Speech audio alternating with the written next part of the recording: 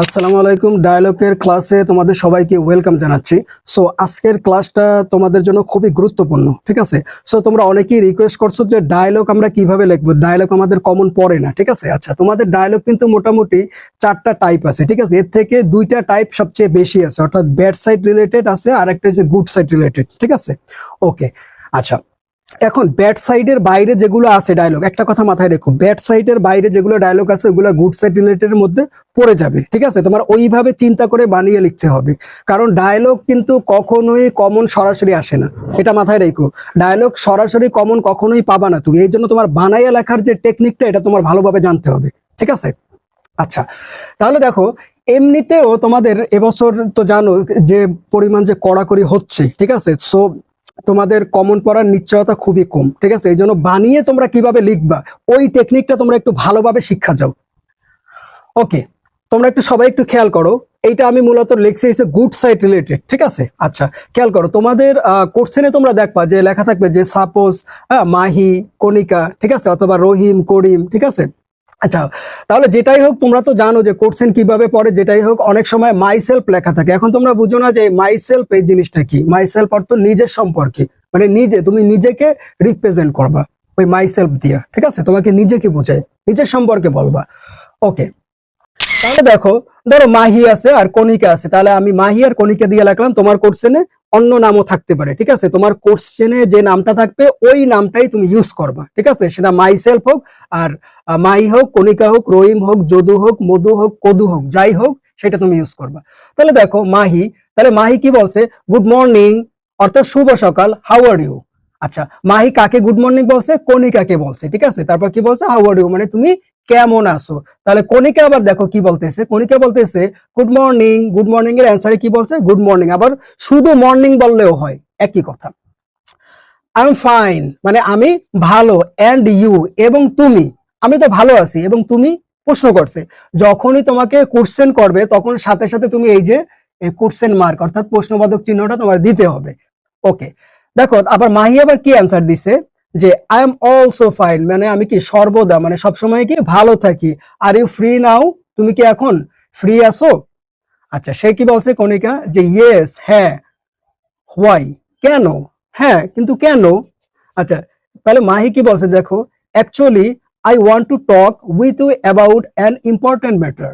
যে আমি তোমার সাথে একটা, মানে অ্যাকচুয়ালি আসলে আমি তোমার সাথে একটা গুরুত্বপূর্ণ একটা কথা বলবো, সম্পর্কে একটা বিষয় সম্পর্কে কথা বলবো, ইম্পর্টেন্ট গুরুত্বপূর্ণ একটা বিষয় সম্পর্কে তোমার সাথে আমি কথা বলতে চাই। ওকে, তাহলে দেখো কণিকা কি বলছে যে অফকোর্স, ঠিক আছে? অফকোর্স, যে হ্যাঁ, ইউ ক্যান আস্ক মি, হ্যাঁ তুমি জিজ্ঞেস করতে পারো, তোমার যা জিজ্ঞেস করার ইচ্ছা তুমি জিজ্ঞেস করতে পারো, সমস্যা নেই। ইউ ক্যান আস্ক মি, আমাকে জিজ্ঞেস করতে পারো। Whatever you want to know, ঠিক আছে? তোমাদের যা খুশি তুমি জিজ্ঞেস করতে পারো। এখন এই whatever you want to know, এই এতটুকু চাইলে তুমি বাদ দিতে পারো, ঠিক আছে? চাইলে তুমি এতটুকু বাদ দিতে পারো। হ্যাঁ, তাহলে তুমি যদি এতটুকু বাদ দাও তাহলে তুমি কতটুকু লিখবা? Of course you can ask me, ঠিক আছে? এতটুকু লেখলেই হবে, ঠিক আছে? আর তোমরা যদি চাও যে আরেকটু বাড়তি লিখবা, হ্যাঁ বাড়তি লেখলে একটু ভালো হয়, ঠিক আছে? অল্প অল্প লেখা দেখলে টিচাররা মার্ক দিতে চায় না, একটু বেশি বেশি লিখতে হয়। তাহলে whatever you want to know, হ্যাঁ এই এতটুকু পারলে লিখে দিবা। আর যদি না পারো, কারো কাছে যদি কঠিন মনে হয়, বেশি বড় মনে হয়, তাহলে এই অংশটুকু তুমি বাদ দিতে পারো চাইলে, সমস্যা নাই। আচ্ছা, তারপর দেখো মাহি, মাহি কি বলতেছে? Can you tell me about, যে তুমি কি এই বিষয়টা সম্পর্কে আমাকে বলতে পারো? আচ্ছা, এখন প্রশ্ন হইলো এই যে অ্যাবাউট অত সম্পর্কে বিষয়, এখন কোন বিষয় বলো তো? ধরো তোমার ডায়লগ আছে এইম ইন লাইফ আসতে পারে, ঠিক আছে? বা যে কোনো জিনিস আসতে পারে, যেটাই আসুক তুমি সেইটা এইখানে লিখে দেবা, ঠিক আছে? এইম ইন লাইফ আসলে এইম ইন লাইফ লিখে দেবা, ঠিক আছে? ধরো এইম ইন লাইফ আসছে, aim in LI F in life, aim in life লিখে দিলা, ঠিক আছে? এইভাবে। বা তোমার কোশ্চেনে যেটা থাকবে, যে সম্পর্কে ডায়লগটা চাবে বা আসবে, ওইটা তুমি এখানে সুন্দর করে লিখে দিবা, তোমার কোশ্চেন থেকে লিখে লিখবা। আই হোপ বুঝতে পেরেছো। তারপর দেখো কণিকা বলতেছে, এই যে বলছে যে can you tell me about, তুমি কি এই বিষয়টা সম্পর্কে বলতে পারো? তো সে বলছে যে দেখো দ্য ইম্পর্টেন্স অফ, এই যে তুমি এইখানে যে জিনিসটা লেখছো না, সেইটা আবার এইখানে লিখে দিবা, ঠিক আছে? এই বিষয়ে এইখানে লিখে দিবা, ঠিক আছে? এই যে বিষয়, এই বিষয়ের এখানে তুমি সুন্দর করে লিখে দিবা, ঠিক আছে? অর্থাৎ এইখানে যেটা লাগছে এখানে সেম জিনিসটা লাগবে, এখানে এইম ইন লাইফ লাগলে এখানেও এইম ইন লাইফই তোমার লিখতে হবে। আশা করি সবাই বুঝতে পারছো দ্য ইম্পর্টেন্স। আচ্ছা, তাহলে কি এটা খুব গুরুত্বপূর্ণ, is so much can not be express in word. আচ্ছা, it is the most essential things. আচ্ছা, তাহলে কি এটা খুবই গুরুত্বপূর্ণ, and it is necessary in every step in our life, এবং এটা আমাদের জীবনের জন্য প্রত্যেকটা ক্ষেত্রে, every step in our life, আমাদের প্রত্যেকটা ক্ষেত্রে এটা কি খুবই গুরুত্বপূর্ণ বহন করে, মানে গুরুত্ব বহন করে। ওকে, তাহলে কণিকাকে সে জিজ্ঞেস করলে তুমি কি এটা সম্পর্কে জানতে পারো? কণিকা একটা কথা বললো যে হ্যাঁ এটা খুব গুরুত্বপূর্ণ, এটা অনেক কাজে লাগে, বা এটা আমাদের জীবনে every step in our life, আমাদের জীবনের বিভিন্ন ক্ষেত্রে আর কি খুবই কাজে লাগে, ঠিক আছে, এটা খুবই দরকারি বা প্রয়োজনীয়। এখন এই জিনিসটা তো আমি বানাইয়া লিখলাম, ঠিক আছে, এটা কারা লিখবা? যারা তোমরা কিছুই মানে তোমাদের কমনই পড়লো না, বা তোমরা বুঝতেই পারলা না যে কি হইলো না হইলো, কিছুই বুঝলাম না, মাথার উপরে চলে গেলো, তারা এটা মুখস্থ করে লিখবা। আর যারা ধরো এই মিন লাইভ আসছে ওইটা সম্পর্কে তোমার মোটামুটি জানা আছে, তুমি প্যারাগ্রাফে পড়ছো বা ডায়লগে পড়ছো, ঠিক আছে, অথবা কম্পোজিশনে এটা সম্পর্কে একটু পড়ছো, ঠিক আছে। সো তুমি যদি পড়ে থাকো তো ওইখান থেকে তুমি গুরুত্বপূর্ণ 2টা লাইন একটু লিখে দিবা, ঠিক আছে। তোমার এইটা লেখার দরকার নাই, এটা কারা লিখবা? যারা কিচ্ছু পারো না তারা এইখানে এইটা লিখে দেবা। আই হোপ বুঝতে পেরেছো, ঠিক আছে। আচ্ছা, যারা শোনো, তুমি তো ডায়লগ, প্যারাগ্রাফ, তারপরে সে ইমেল, অ্যাপ্লিকেশন, এগুলো পড়ছো, এগুলো অনেক কিছু থাকে, ঠিক আছে, এগুলো কিন্তু পড়ছো, তোমার একটা আইডিয়া আছে, ফ্রিহ্যান্ড রাইটিং এর একটা আইডিয়া তোমার আছে, ঠিক আছে। সো আইডিয়া থেকে তুমি এখান থেকে গুরুত্বপূর্ণ, যেহেতু বলছে এই মিল লাইফ সম্পর্কে জিজ্ঞেস করছে, তাই এই মিল লাইফ সম্পর্কে তুমি 2-3টা লাইন একটু লিখে দেবে সুন্দর করে। আর যারা পারো না একদম, তারা হুবহু এইটা লিখে দেবে, তাতেই হবে। ওকে, আচ্ছা, বললো কণিকা বললো যে এই মিল লাইফ সম্পর্কে এগুলো বললো। এখন মাহি আবার বলতেছে ওকে ইউ আর রাইট, হ্যাঁ তুমি ঠিক বলেছো, ওকে ইউ আর রাইট। আবার কণিকা কি বললো? সেম টু ইউ, মানে তোমার সাথে আমি একমত, ঠিক আছে, সেম টু ইউ। ওকে, অর্থাৎ আমার লাইন বাড়াতে হবে, এই কথাটা মাথায় রাখবা, লাইন আমার বাড়াতে হবে, এইভাবে ছোট ছোট করে আমি লাইন বাড়াচ্ছি। তারপরে দেখো মাহি আবার বলতেছে যে থ্যাংক ইউ ভেরি মাচ, ঠিক আছে, এতটুকু লেখলেই হবে, কিন্তু এতটুকু লেখলেই হয় না, একটু বাড়াইয়া লাগতে হয়, না কিন্তু মার্ক পাবা না। তাহলে দেখো থ্যাংক ইউ ভেরি মাচ, যে তোমাকে কি অনেক ধন্যবাদ। I have learn many things from you, I have learn, অর্থাৎ তোমার কাছ থেকে শিখেছি, মেনি থিংস, অনেক কিছু শিখতে পারলাম, তোমার কাছ থেকে কি করলাম, অনেক কিছু শিখতে পারলাম। তারপরে কণিকা আবার কি বলছে? ইউ আর ওয়েলকাম, তোমাদের বুঝতে পারলা? বা তুমি যদি ইউ আর যদি না লিখতে চাও, শুধু ওয়েলকামও যদি লিখতে চাও তাও হবে, কোনো সমস্যা নাই, ঠিক আছে। আই হোপ বুঝতে পেরেছো। আচ্ছা, এখন প্রশ্ন হলো ডায়লগ লেখায় কয়টা লাইন তুমি লিখবা? মোট কথা হলো যে 12টা লাইন তোমার লিখতে হবে। কয়টা লাইন বলো তো? 12টা লাইন লিখতে হবে। এখন তোমার কি 12টা লাইনই লিখবা না, তুমি 13 লাইন মানে 14 লাইন অথবা 16 লাইন করে লিখতে পারো। মানে 12 লাইন যেহেতু লেখার নিয়ম, তুমি মোটামুটি 14 লাইন লেখার চেষ্টা করবা, মিনিমাম 12 লাইন তুমি লিখবা, মিনিমাম 12 লাইনের নিচে কোনোভাবেই লেখা যাবে না। দেখি আমাদের কয় লাইন হয়েছে? 1 2 3 4 5 6 7 8 9 10 11 12, আমরা একেবারে হিসাব করে 12 লাইনই লিখছি, ঠিক আছে। আচ্ছা, এটা তো গুড সাইড রিলেটেড, ঠিক আছে। আর ব্যাড সাইড রিলেটেড যদি আসে, মানে একটু খারাপ কোনো বিষয় বা খারাপ কোনো দিক, বা কোনো ক্ষতিকর কোনো বিষয় নিয়ে যদি আসে, সেই ক্ষেত্রে তুমি কি করবা? সেই ক্ষেত্রে তোমার ঘাবড়াই গেলে হবে না, সেই ক্ষেত্রে এই জিনিসটা সেম থাকবে, 2-1টা জায়গায় একটু চেঞ্জ করবা। কোথায় কোথায় চেঞ্জ করবা আমি একটু দেখাচ্ছি, খেয়াল করো।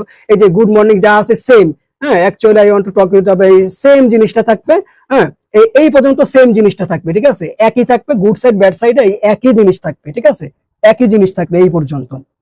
এই যে আমি একটু দেখাই দিই তোমার, এই যে এই পর্যন্ত সবগুলা সেম থাকবে, ঠিক আছে, পার্থক্য হবে এইখান থেকে, ঠিক আছে, এইখান থেকে তোমার পার্থক্য হবে। আচ্ছা, তাহলে কি কি পার্থক্য হবে আমি একটু দেখাই। আচ্ছা, তাহলে ব্যাড সাইডের ক্ষেত্রে কতটুকু লাগবে আমি তোমাদেরকে বলে দিচ্ছি, যে এইখান থেকে শুরু করে এই পর্যন্ত can you tell me about, ঠিক আছে, এই পর্যন্ত গুড সাইড ব্যাড সাইড প্রত্যেকটা এতটুকু তোমার লিখতেই হবে। তারপরে তুমি চেঞ্জ করবা কতটুকু। গুড সাইড কিন্তু আমি দেখাইছি, এখন আমি ব্যাড সাইডটা আমি তুলছি, দেখো ব্যাড সাইডে তুমি কিভাবে লিখবা, বা খারাপ কোনো দিক নিয়ে যদি বলে তুমি কিভাবে লিখবে। দেখো, it is a burning question of Bangladesh, যে বাংলাদেশের জন্য এটা একটা প্রশ্নের বিষয়, বা এটা একটা বড় একটা প্রশ্নের বিষয়। আচ্ছা, যাই হোক, it is our out of our control, এটা কি আমাদের কন্ট্রোলের বাইরে চলে যাচ্ছে, ঠিক আছে, আউট অফ আওয়ার কন্ট্রোল, এটা আমাদের কি হচ্ছে, কন্ট্রোলের বাইরে চলে যাচ্ছে, মানে এই সমস্যাটা। ওকে,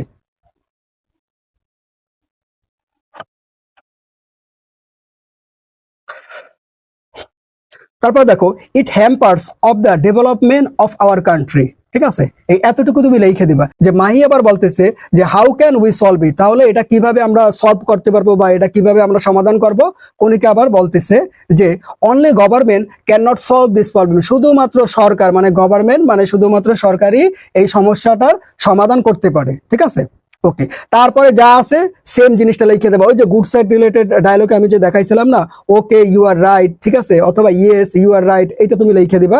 তারপরে লিখবা যে সেম টু ইউ, মনে আছে লিখে দিছিলাম সেম টু ইউ, সেইটা লিখবা, লিখে লাইন বাড়াবা, ঠিক আছে। তারপরে লিখবা যে thank you very much, I have learn many things from you, ঠিক আছে, এটা তুমি লিখবা। যে এটা একটু মুইসা গেছে, গুড সাইড রিলেটেড ডায়লগ কিন্তু একটু আগে আমি দেখাইছি। আচ্ছা, তারপরে ইউ আর ওয়েলকাম, শেষ, ঠিক আছে। তাহলে দুইটা লাইন এখান থেকে, এই মাঝখান থেকে আরো দুইটা লাইন তুমি অ্যাড করবা। কি করবা? ওকে ইউ আর রাইট, ঠিক আছে। কণিকার পরে লিখবা যে মাহি, মাহি কি লিখবে? Okay you are right. তারপরে আবার কণিকা লিখবে যে মানে কণিকা বলবে কি বলবে যে সেম টু ইউ, ঠিক আছে। তারপর লিখবা thank you very much, I have learn many things from you. তাহলে তোমার মোটামুটি 14 লাইনের মতো হয়ে যাবে, ঠিক আছে। তাহলে তুমি একটা গুড এনাফ একটা মার্ক তুমি পাবা।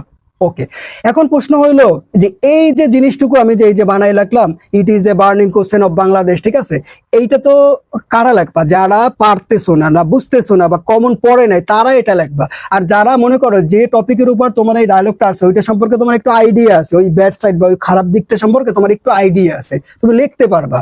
হ্যাঁ, ধরো তুমি প্যারাগ্রাফে পড়ছো বা ডায়লগে পড়ছো বা বিভিন্ন জায়গায় পড়ে আসছো, ঠিক আছে, তো তোমার একটা আইডিয়া আছে, তো তুমি ওখান থেকে দুই তিনটা লাইন একটু সুন্দর করে লিখতে পারবা। তো যারা এইভাবে লিখতে পারবা তারা এই লাইনটা লিখবা না, না লিখে তুমি তোমার যে ওই লাইনটা আছে ওইখান থেকে দুইটা লাইন তুমি নিজের মতো করে লিখে দিবা, ঠিক আছে। আর এটা কারা লিখবা? যারা একদমই পারো না, একদমই বুঝো না, ঠিক আছে, তারা এই লাইনটা ইউজ করবা। আই হোপ বুঝতে পেরেছো। ওকে, সো সবাই ভালো থাকবে, সবার জন্য শুভকামনা, আল্লাহ হাফেজ।